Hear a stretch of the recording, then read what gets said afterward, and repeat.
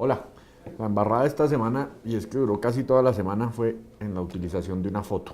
Fue un error involuntario, en realidad, casi que automático, pero que seguramente no tuvo ninguna implicación, pero claro, para el directamente afectado, pues fue bastante molesto. Resulta que en varias de las informaciones sobre la detención del gobernador de La Guajira se ilustraron con una fotografía en la que aparecía él dándole la mano a otro señor.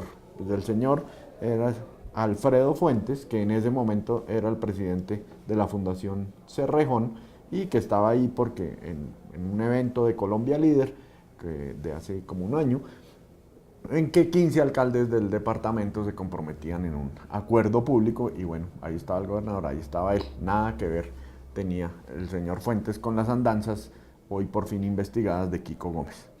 El doctor Fuentes protestó y por supuesto cambiamos las fotos, pero alcanzó a estar en varias notas durante unos días. Jalón de orejas también para Fernando, que es el que dirige las ediciones del fin de festivos, por falta de reacción básicamente. Desde hace días veníamos hablando de que la portada del lunes pasado, que fue festivo, podrían ser las magníficas ilustraciones críticas del polaco Paweł Kuczynski, con quien teníamos una entrevista para esa edición. Era una buena opción. Sin embargo, pues el domingo se presentó la caída de la Torre Space en Medellín. Yo andaba por allá caminando en Chingaza, pero pues ni se me ocurrió que tuviera que llamar para decir que esa debía ser la portada. Sin embargo, pues no cambiamos de plan y me parece que quedamos un poco lunáticos con nuestra portada de ese lunes festivo. Es maravilloso pensar en otro tipo de propuestas y planearlas bien, pero cuando hay una noticia de ese calibre, pues hay que reaccionar. Bueno, como siempre, tuvimos errores de ortografía varios, pero solo traigo aquí uno porque compete con esta sección.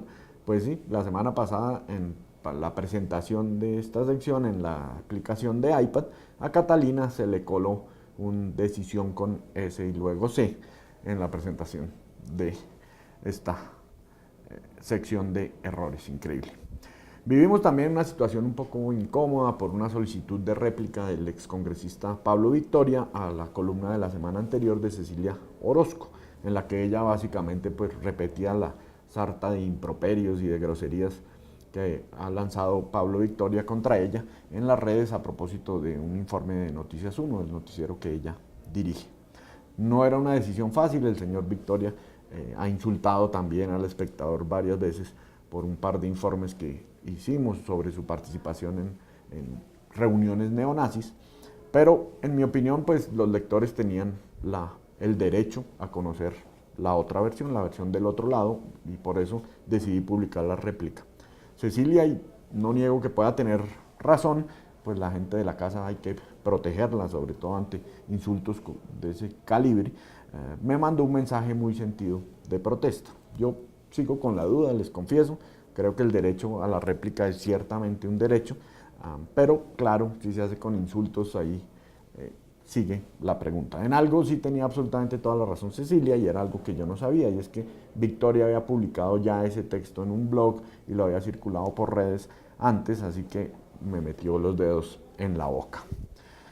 De sus preguntas tomo dos que más o menos plantean lo mismo. Una es de Mónica Negrete, quien me dice, ¿cómo hacen para publicar noticias como estas, donde se le da protagonismo a la voz del gobierno y no a la población vulnerada? Además, el titular habla de los colombianos. Ustedes que multiplican esta voz, ¿a qué colombianos les preguntaron para llegar a esa conclusión? Y se refiere a una declaración que dio el ministro del Interior sobre la minga, que se tituló Gobierno dice a indígenas que el país está harto de las vías de hecho. Y John Edison Sánchez León me escribe lo siguiente: ¿tienen en cuenta las influencias o presión del gobierno para opacar la realidad de lo que sucede en el país? Generalmente se ven noticias donde el gobierno está por lo alto mientras el pueblo sufre. Publiquen la realidad y serán el mejor periódico del país.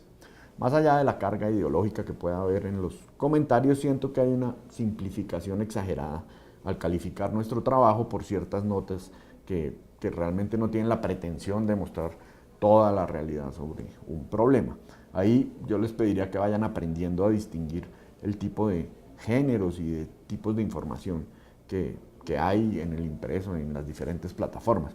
Una cosa es un informe muy completo sobre un tema, un análisis, una investigación, y otra es el simple reporte, digamos, de una declaración. En el ejemplo de Mónica, pues no estamos diciendo que el ministro tenga o no la razón, simplemente estamos informando que el señor, además ahí al minuto, acaba de decir lo que dijo y nada más. Y en cuanto al comentario de John Edison, pues no, aquí no propiamente repetimos la voz del gobierno, allá de hecho se quejan de lo contrario, y sí, sí a veces pasa, porque reconozco que pasa, que la voz oficial se vea más, es porque pues no tenemos periodistas ciertamente en cada rincón del país cubriéndolo, y en cambio pues el gobierno está allí a la vuelta de la esquina. Por eso insisto en lo importante que es saber diferenciar los tipos de contenido. Una declaración no es nada más que eso, pero este periódico está lleno de historias mucho más contextualizadas, que van mucho más allá y que superan cualquier posición oficial. De manera que demórense un poquito más con nosotros y verán que van a cambiar esa percepción. Bueno, no es más, nos vemos, chao.